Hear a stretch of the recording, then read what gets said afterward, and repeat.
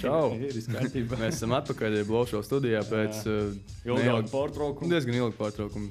Sagadījās tā šova vidū, bet mums ir ļoti laba ziņa, ka ir ieradusies mūsu viešņa Lauma Balode, jaunā režisora. Saki čau, Lauma! Čau! Čau! Tātad klausītāji var mūs arī apskatīt. Tiešām mums producents izslēdz gaismu, bet var redzēt, jā, tā ir tāda intīmā gaisotne. Sīkākās sejas tagad var tiešām redzēt. Tie nerādnākie. Bet par pašu viešņu varbūt tu mūs varētu iepazīstināt ar sevi. Viņi baigi baidās, viņi sēž, kur es esmu nokļūst. Pirmkārt jau tas gaitens, kur mums, lai tiktu līdz studijai, mums jāaiziet ar kaut kādam trubu nodalījumu. Tur, man liekas, es nezinu, kas tev prātā. Cilvēki baidījās, jā, reāli. Īpaši jau vēl nekad nav būt šeit. Jā. Nu tad varbūt pastāsti, kas tu tāda esi? Tāds vispārīgs jautājums. Tā, kas es esmu? Es esmu cilvēks. Protams. Raksturo sevi 2 vārdos. Jā, 3 arī var. Lauma, Balode, Meža Lauma. Meža Lauma. Tātad tu esi režisori. Tu esi mācījusies režisoru skolā, es saprotu.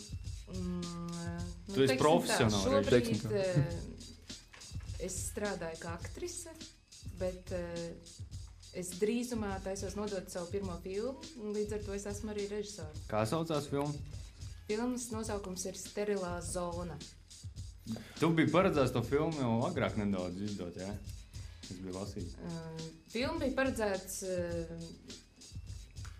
nodot skatītājiem jau vasarā, bet tā kā finansējums bija tik liels, cik bija, un daudzas lietas bija jādara bez finansējuma, bija jāatrod cilvēki, kas ir gatavi darīt lietas bez finansējuma, tad tā situācija ir tāda, ka šobrīd filma ir beidzot gatava, un viņu varēs beidzot rādīt. Varbūt var pastāstīt īsumā, par ko ir šī filma, kāda ir ideja, kā viņa tapa, un kāpēc vispār sāk to. Tu uzdev ļoti daudz jautājumus. Pa vienam. Tad par ko ir šī filma? Filma ir par jaunu puisi, kurš grib būt par ķirurgu. Un, viņš sāk apmeklēt brīvprātīgo darbu slimnīcā.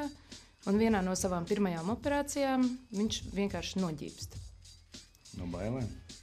Nu, dažādi iemesli dēļ ģībst cilvēku. Bet tā kā viņam ir tēvs arī bijis ķirurgs, jā. Tad viņam jau tas ir tāds kā dzimtas gods. Ģīt? Arī. Filmas gaitā izrādās, kad arī. Pārmanto no senčiem ģībšanu. jā, nu tā sanāk arī filmā. Un, viņš uzsāka savu cīņu ar to ģībšanu. Tā kā baiļu pārvarēšana. Jā. Kā savu psiholoģisko.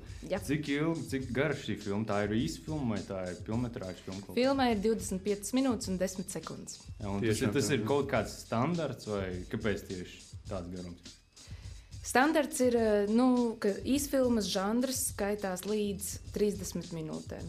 Nu, tad jā, savā ziņā tas ir standarts. Un tu tieši darbojies tādā īsfilmas žanrā, vai tas ir, kāpēc tieši īsfilma? Es jau labprāt taisītu filmetrāžu. Bet pietrūkst dažas lietas, jā. Ne jau gribēšana pietrūkst. Nē, gribēšana ir. Gribēšana pa filmam. Kāpēc tieši par dakteriem? Tā ir tomēr, tur ir daudz jāiedziļinās arī, vairāk. Nav tā kā tu vienkārši uzraksti, viņš būs dakters, un tā ir jāiedziļinās citās lietās, dakteru lietās nedaudz.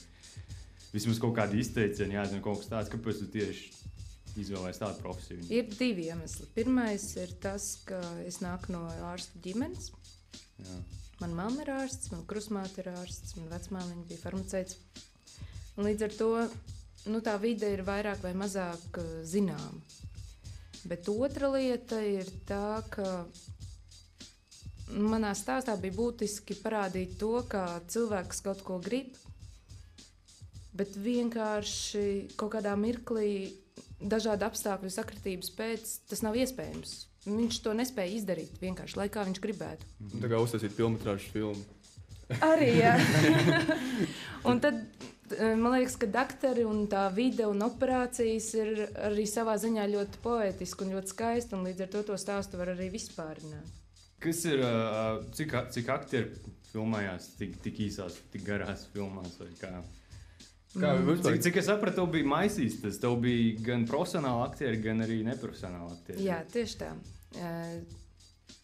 Jo man ar to stāstu jau sākās nelielas tādas problēmas, jo es rakstīju stāstu kopā ar dramaturgu.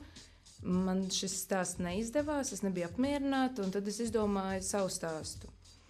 Un tad, tā kā es neesmu pati ne scenārija rakstītāja, ne dramaturgs, tad tikai aktrise un režisors, tad man tā ideja... cilvēks, jā, ok. Tu vari pats sev piedēvēt. Jā, to lai runā citi. Jā. Tad es izdomāju, ka tas veids, kā es varētu tajā īsajā laikā tikt pie scenārija, ir aiziet uz slimnīcu un pavadīt tur kādu laiku. Un tur es iepazinos ar ļoti atsaucīgiem jauniešiem un daktariem, kas man ļoti palīdzēja, un beigās es arī viņus iesaistīju savā filmā, jo es sapratu, ka visprecīzāk to vidi var radīt tie cilvēki, kas tur atrodas. Kā tu tieši darbojies slimnīcā? Tu vienkārši pavadīji laiku savu brīvo? Tā gāja kā ēna līdz.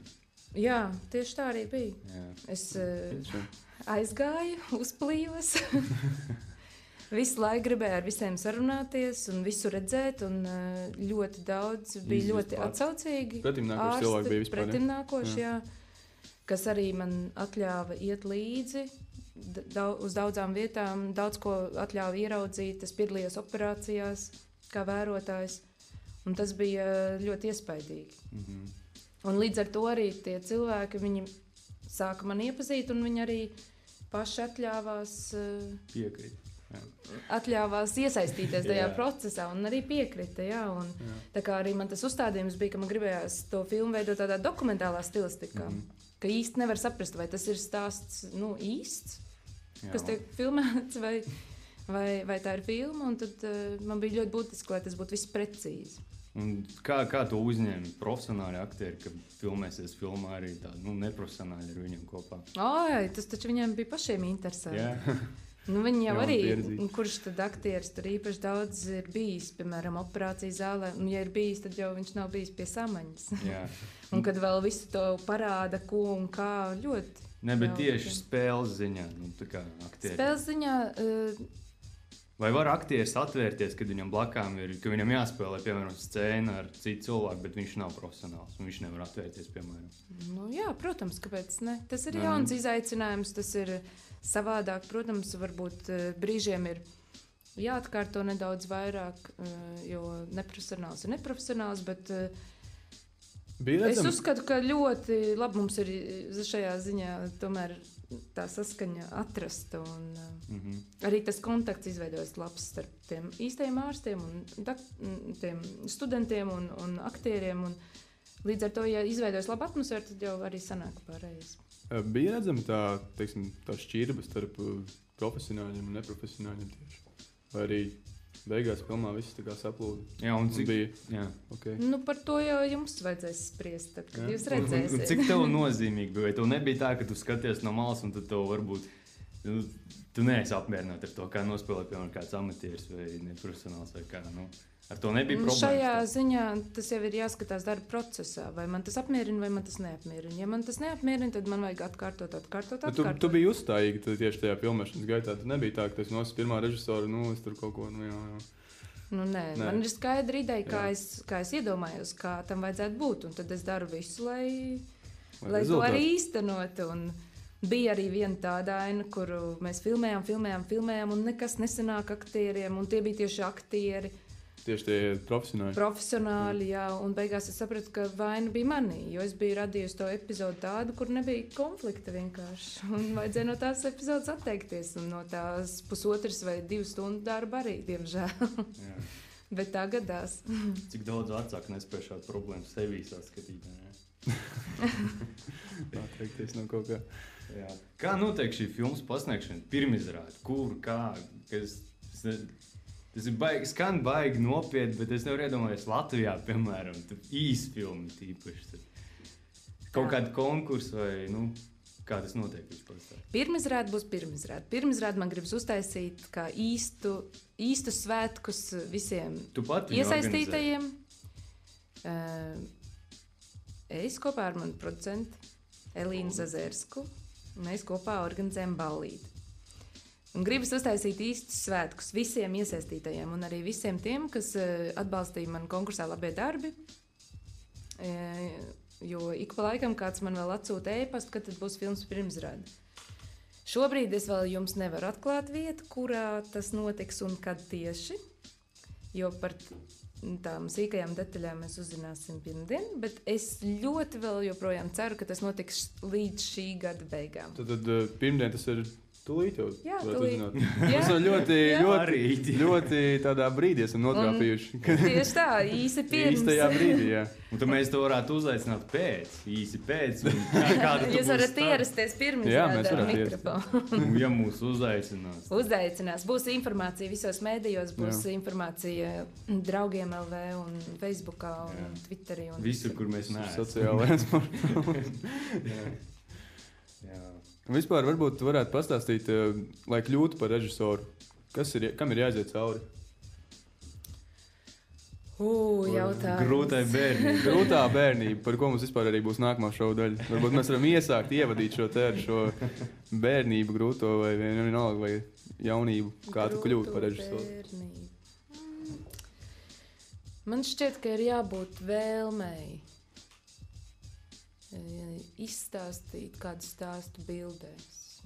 Kas tev ir svarīgāks izstāstīt kādu savu veltījumu, vēstījumu cilvēkiem vajag parādīt tieši? Ja būtu jāizvēlas, kas tev svarīgāk? Kvalitatīvi uztaisīt filmu, skaisti, piemēram, vai sūtīt kaut kādu vēstījumu? Droši vien man paškritika neļauts tikai skaisti uztaisīt filmu, bez nekā, bez domas. Jo tas iet automātiski jau, kad es redzu bildes, kad es iedomājos savu filmu, man uzreiz sāk rasties tāda doma jūra par kas ir tās tēmas, kas man interesē, par ko man gribas runāt, ko tas varētu nest sev līdzi, to sajūtu. Man galvenais ir aiznest to sajūtu. To nevajag vienmēr noformulēt vārdos un uzrakstīt, jo filma nav literatūra, bet man ir ļoti, ļoti svarīgi aiznest to sajūtu vai to sāpi, to emociju līdz tam skatītājiem. Un tu to nes tā loģiski, tā, ka viss saprotams, ko tu saki, vai tev patīk spēlēties, piemēram, ar skatītāju prātu, lai viņš pats piedomā, ko ar to domāja? Vai? Redz, jebkura loģika ir tik tālu loģika, filmā es runāju, lai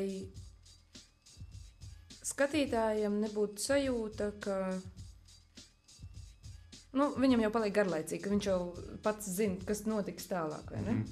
Līdz ar to tā loģika jau ir tādā savā ziņā arī tāds funktieris, kā izstāstīt to stāstu, lai noturētu tomēr to uzmanību, lai pārsteigtu nemitīgi to skatītāju, lai būtu interesanti, lai būtu kaut kāda āķīša, lai būtu kaut kādas jaunas, negaidītas detaļas. Jā, man personīgi patīk, kad es nostos filmu un pēc tam es tā pasēžu 5 minūtes un padomāju, apdomāju vispār, par ko tā filma bija, tā kā tādu mesiģu saņemu. Jā. Kāpēc nošaut to? Kāpēc nožināt to? Kāpēc tā notika? Ko tu varētu nosaukt par... Mēs jau nedaudz ierunājām par to, kam jābūt, lai kļūtu par režisoru. Kas ir tavs lielākais, kas tev pagrūda uz šo domu kļūt par režisoru? Kas bija tas lielākais iespējas, kad tu izdomāji, tas ir mans?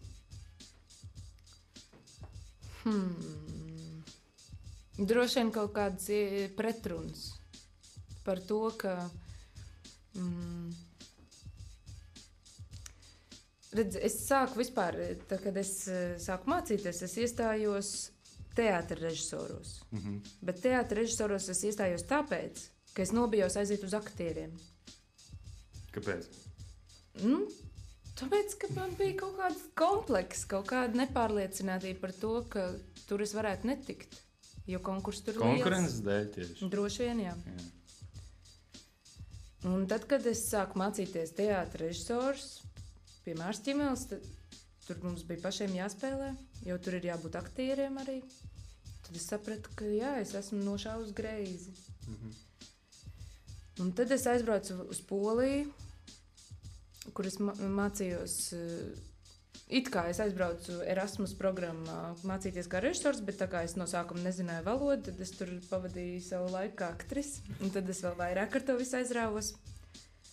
Un tad sanāca tā, ka es tajā Polijā aizkavējos uz tādu ilgāku laiku. Apmēram cik tas bija ilgi? Nu, tas bija diezgan. Tik lai valodu var iemācīties, vai ne? Māku poļu valodu. Jā, māku poļu valodu. Esmu tur pavadījis gandrīz 5 gadus. Bet šobrīd es esmu atpakaļ. Nebija kaut kāda piedāvājuma tāda nopietna. Nē, redz, tur ir tā, ka, ja tu gribi būt aktieris, tev ir jābūt perfektai poļu izrunai. Tā kā latviešu valoda ir ļoti specifiska, tad runājot poliski, man vienmēr būs akcents. Jā. Es pat biju aizgājis pakonsultēties ar runas pedagogiem, un viņi man tā arī pateica, piedod. Nebūs. Bet akcents būs tev vienmēr, lai cik tu labi runātu, tavs balss aparāts ir savādāk izveidots. Tas ir tas lielais čērslis, kas var izlemt cilvēku Bet dzīvi. saproti, tik lielā valstī, kur katrā pilsētā ir vismaz 10 teātri. Jā. Nevis tā kā Latvijā, kur ir visā valstī tikai daži. Ja? Un līdz ar to ir arī tas aktieru pieprasījums tik liels, ka viņam arī ir šausmīgi daudz tās skolas, kur var piedāvāt tos aktierus līdz ar to. Un konkurence ir nežēlīga. Jā. Un konkurence iznīcina. Un, ja tu saproti, ka tu labākajā gadījumā vari atrasties kā bārmeni vai ielas meita, tad tev tas sāk pārstāt interesēt. Un tad es sāku domāt, jā, bet man jau vienmēr arī bijusi tāda vēlme arī kaut ko pašai darīt, kaut ko pašai runāt, izteikties, domāt un tā tālāk. Un tas režisors jau kaut kur manī sēž. Un tad arī tā, ka es biju tajās teātra režijā, es ļoti bieži pieķēru sev pie tā, ka es redzu bildēs. Un man interesējas kino ir vienmēr, jau kopš bērnības. Un tad es domāju, kā to apvienot, kā tur, ko darīt tālāk, jo es saprotu, ka teātra režija man šobrīd nav tas aktuālākais, varbūt pēc gadiem. Tur ir tik milzīga atšķirība tajā. Jā, ir liela atšķirība. Kā var paskaidrot, piemēram, nezinošam cilvēkam, kuram patīk teātris un filmas, kas ir tā atšķirība? Atšķirība ir tajā, ka filmā tu vari pievērsties detaļām. Jā. Un tu vari salikt, tu vari spēlēties ar laiku, telpu, mūziku, tūplāniem, koplāniem. Teātrī viss notiek uz vietas, un varbūt tā ir tā mana vēlme kontrolēt visu, jo filmā tad es varu to visu nokontrolēt. Vismaz tik, cik es māku, cik es esmu šobrīd gatava. Tad teātrī tas vienmēr ir dzīvajā. Un tur vienmēr kaut kas var gadīties tā, ka nav tas. Un tā kā es esmu perfekcionisti, tad man patīk tas perfekt, lai viss būtu sakārtots tā, kā man patīk un kā es gribu. Bet tu no iekšā ļoti daudz ņem, no emocionālā skatu punkta. Vai nav tā, ka teātrī viss darbs, kas tiek ieguldīts, liekot lūgu, piemēram, viss pastāv uz emocijām. Un tu arī redzi jau, tu piemēram, strādā lietas lūgu kādu, un tu uzreiz redzi rezultātu. Tu redzi dzīvo, ka viņi nospēlē dzīvē, tu redzi publiku, tu redzi viņa reakciju. Filmā tas tehniskā puse, varbūt paņem to, emocijas, varbūt to, es nezinu, nav tā, ka viņš, es pilnībā aizmirsu, ko es gribēju teikt. Nav tā, ka tu izpaudies teātrī vairāk, tā kā tu teici, emocionāli un no sevi. Jā, redz, tad, kad es esmu aktris, tad es tieši tā arī izpaužos, un tas ir tas, kas mani šausmīgi fascinē aktieru darbā, un tas ir tas, kāpēc es to vispār daru.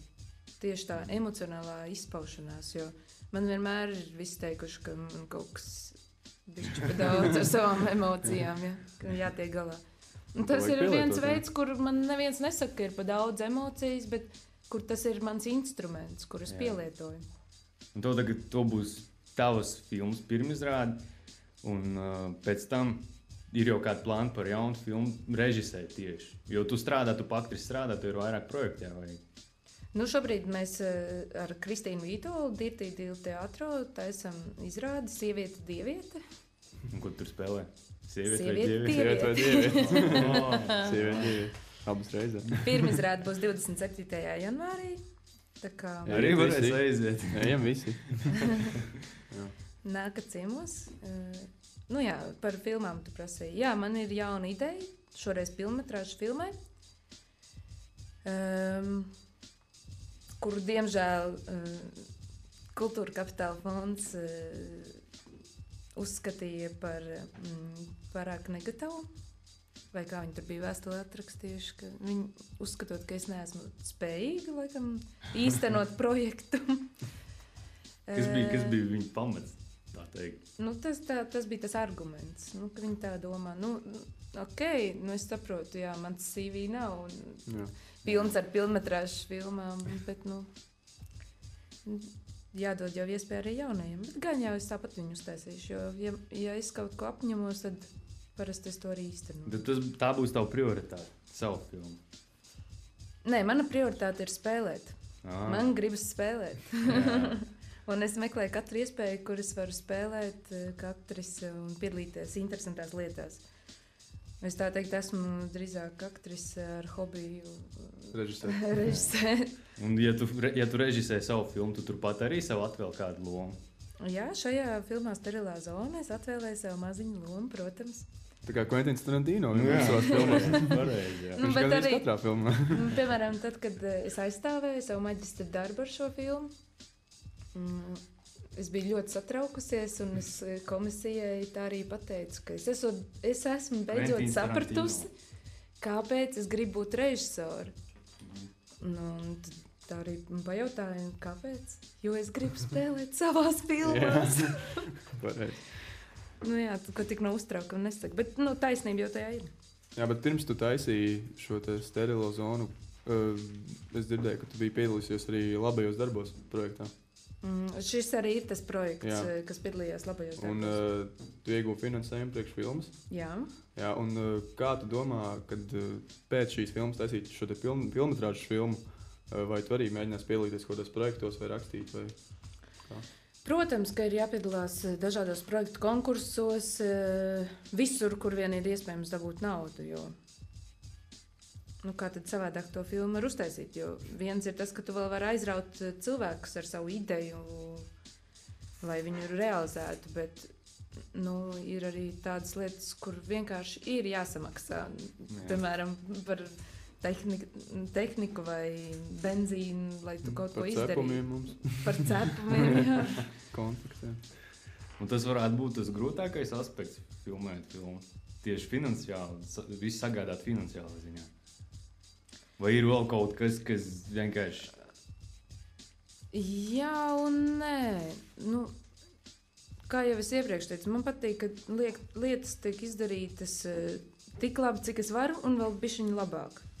Un, es uzskatu, ka tā sterilā zona bija izdarīta labi, bet spriedīsiet jūs, kad to redzēsiet. Mēs spriedīsim, jā.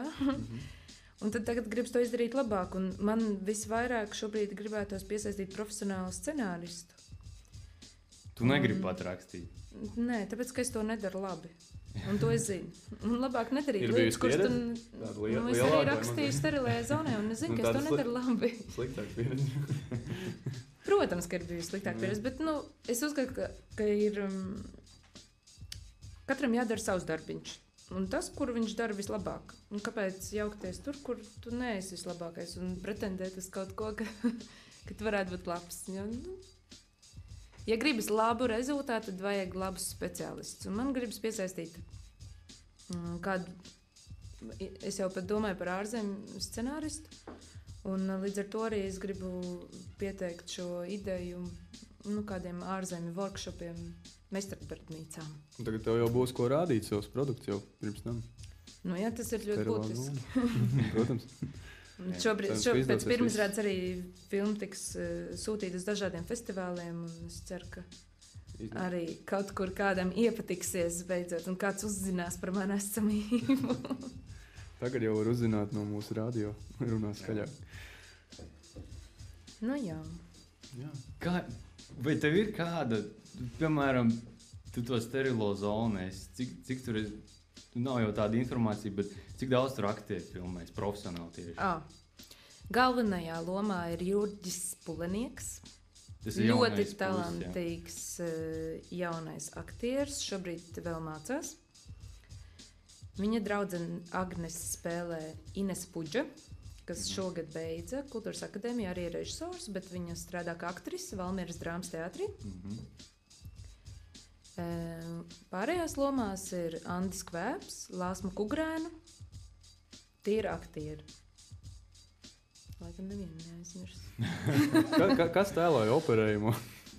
Operējumu īsts statists, īsts dzīves cilvēks. Un tik pacietīgu pacientu, man liekas, es sen īstenībā interesanti loma tēlot operējumu. Cik viņam ilgi bija vispār tur jāguļ? Viņš tur pavadīja visu dienu. Mēs sākām filmēt, man liekas, ka 9 no rīta.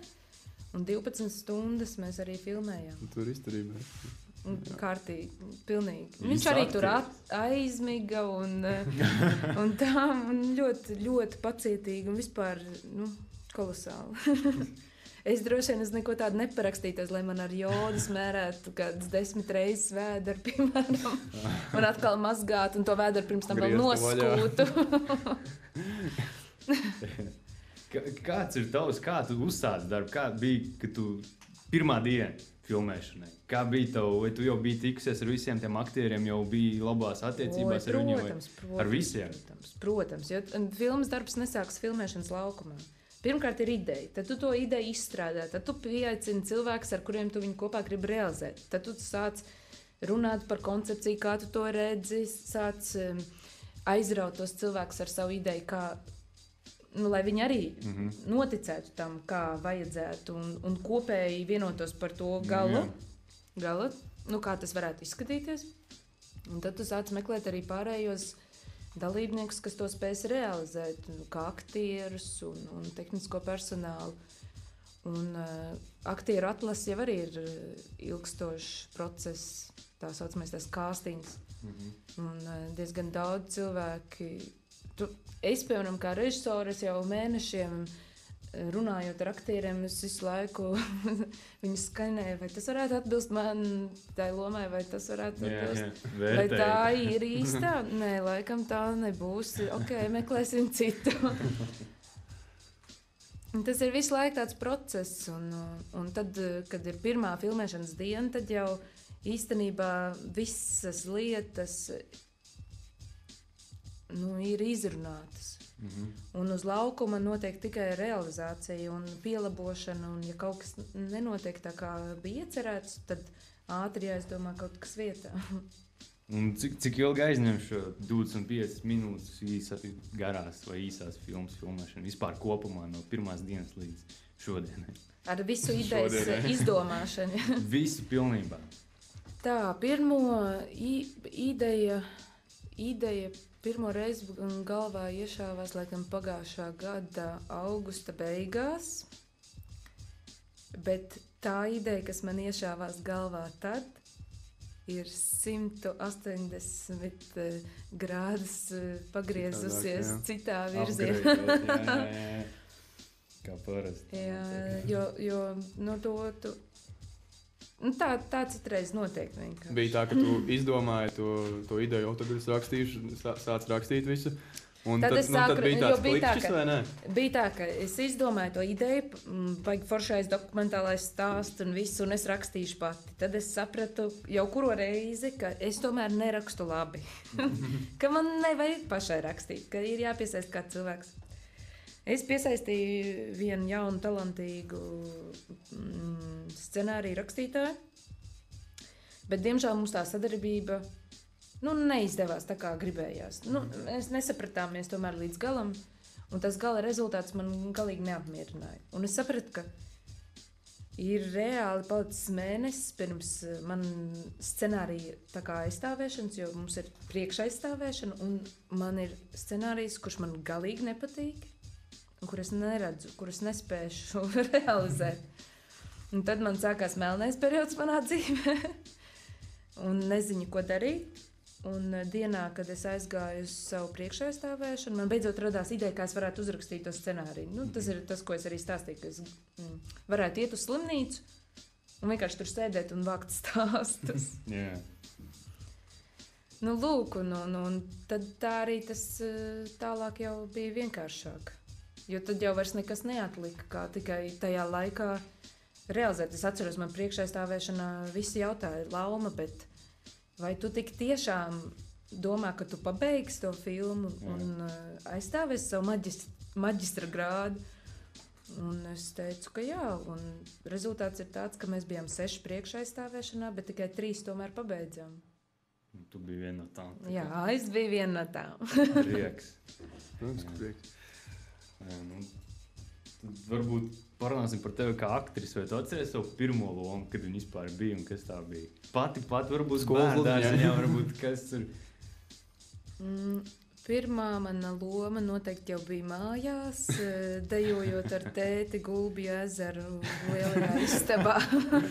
Un es biju baltais gulbis. Loģiski, protams. Jā. Man jau kopš bērnības šitās lietas ir patikušas. Tu no bērnības jau biji piedalījusies teātros vai...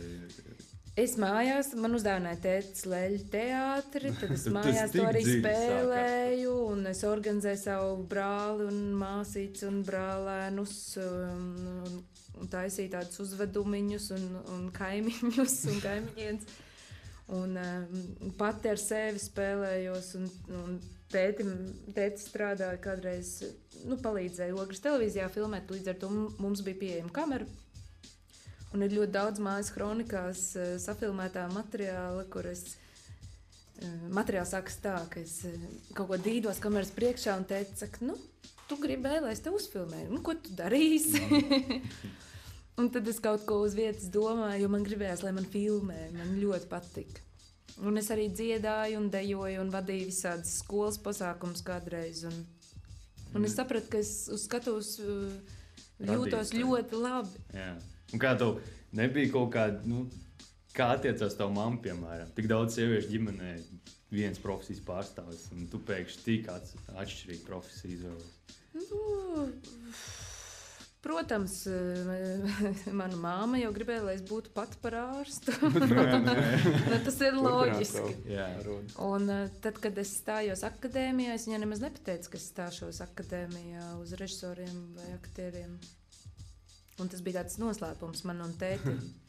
Jo tētim man vajadzēja pateikt, jo man vajadzēja iestāju eksāmeniem naudu. Man nebija naudas. Jā. Tētis tāds saprotošāks. Tētis ir saprotošāks, jā. Un tad tā sanāca. Un tad, kad es iestājos, es pirms tam gadu nomācījos politologos Vidzemes augstskolā. Kas arī bija tāda mukšana no mājām, jo tā ir Valmiera, un tad bija tā forša aizmukt. Tu tik neesi pabijusi. Jā. Man jau neliekas, ka tas būtu kaut kas īpašs vai kaut kas baigi, ka es esmu kaut kur pabijusi. Nav jau tā. Vai tas tev nedod tādu kā pieredzi kā režisorei tieši? Protams, bet man šķiet, ka ir jābūt visu laiku aktīvam un visu laiku ir kaut kur jābrauc un kaut kas ir jādara. Kā tu atslābinies no šī stresa, piemēram, ka tu tur visu uzmācās, vai tu esi pārliecināts, ka tu noliks vai nē? Tas ir konstants stress 26 stundas diennaktī, tas ir filmu, tas ir tik... Nezinu, nestabili varbūt sajūta tāda. Kāda no tā aizmūc? Aizmukt jau nevar, ir vienkārši jārisina tās lietas. Bet man ļoti palīdz fiziskas aktivitātes. Vēl joprojām es braukāju ar riteni, peldēšanu, slēpošanu, snavošanu.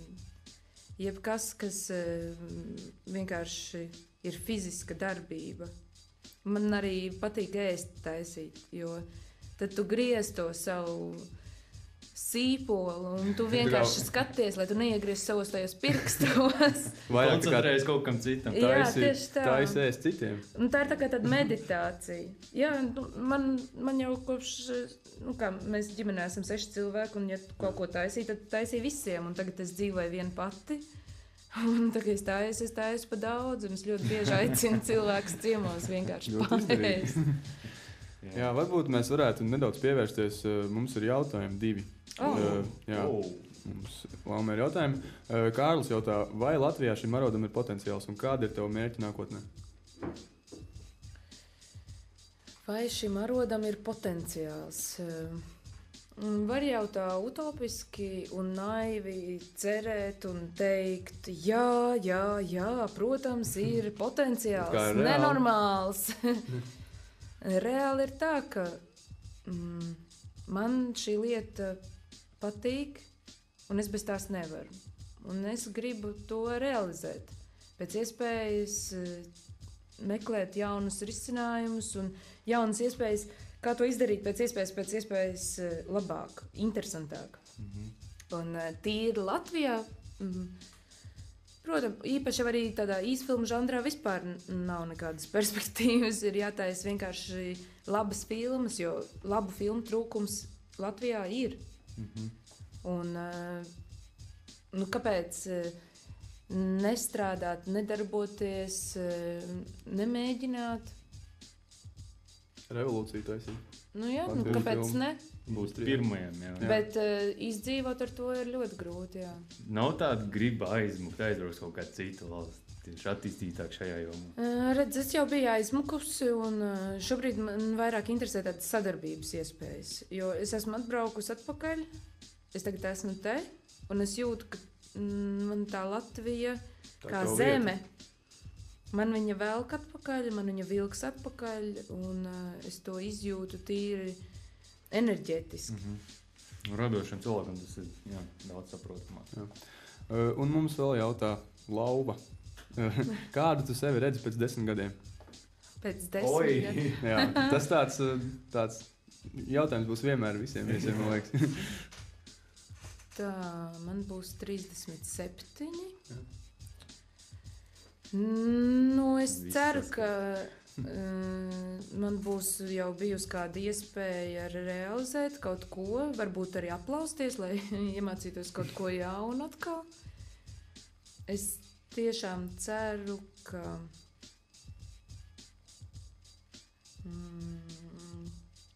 būs bijušas šīs iespējas kaut ko darīt. Ko vēl? 37. Varbūt kādu bērnu, ģimeni, mīlestību. Tad tas ir tā kā, tas nav pirmais plāns, ģimene un pārējais. Un šobrīd noteikti nē. Tu tā vari pateikt droši uz 10 nākamajiem gadiem.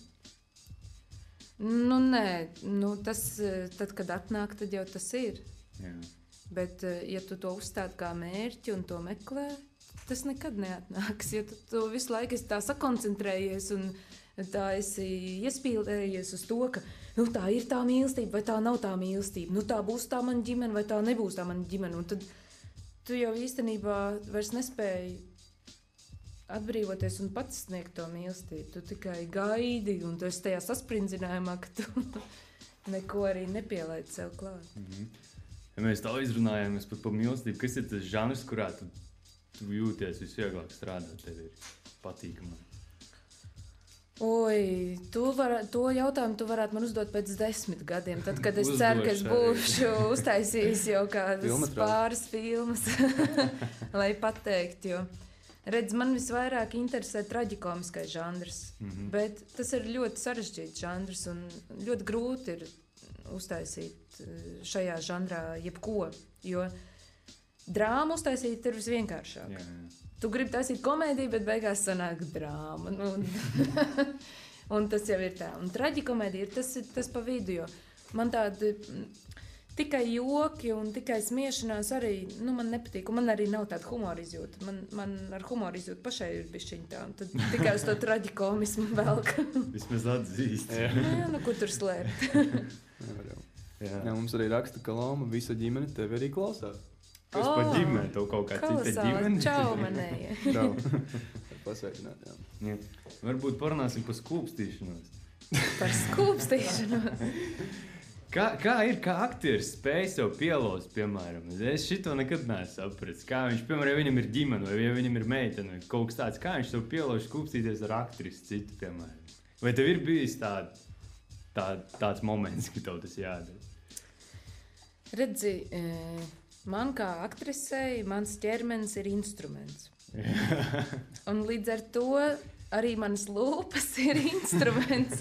Un tajā mirklī, kad es esmu aktrise, tas jau nav privāti. Es vienkārši, ja ir tāds mērķis, ir scenārijā vai lugā ierakstīts, ka tur ir jāskūpstās, tur ir kaut kāds pamatojums. Un man kā tēlam ir arī tā sava motivācija, kāpēc es to daru. Protams, ka uznāk kaut kādas smieklu lēkmes vai kaut kas tāds, bet...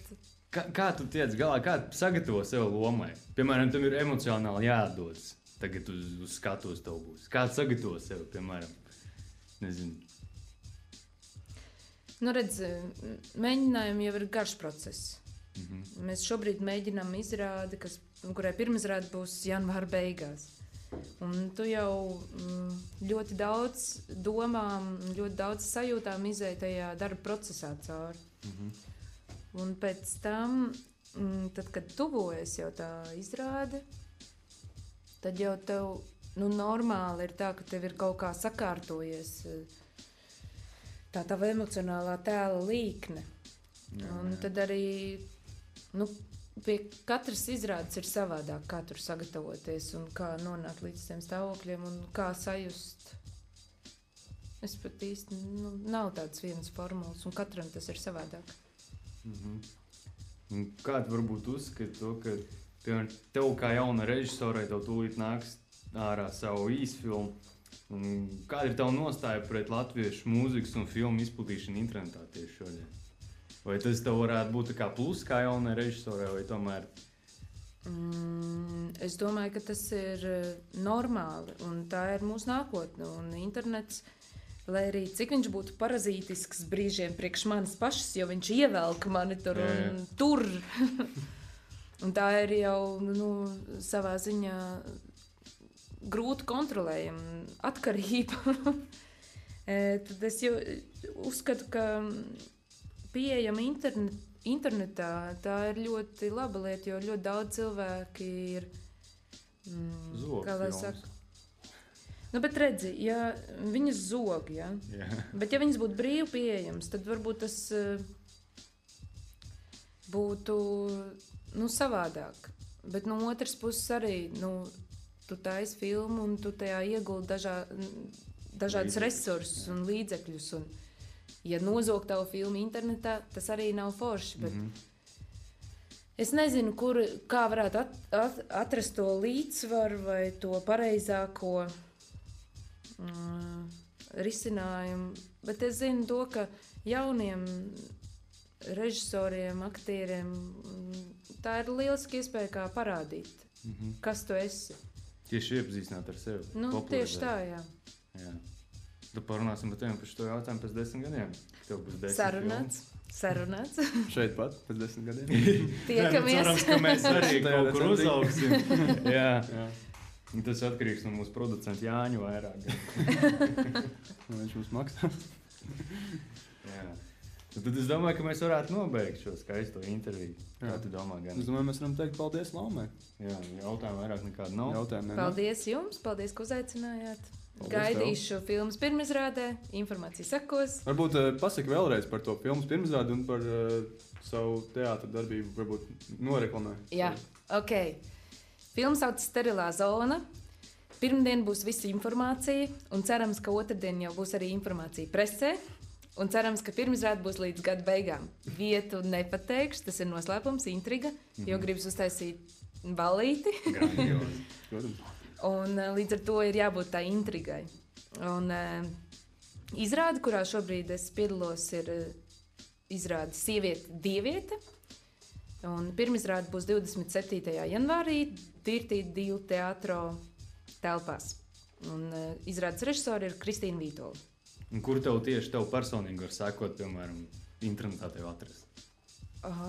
Es tādu publiskās neesmu. Es šobrīd nezinu vēl īsti, kā to. Informācija sekos gan Facebookā, gan draugos.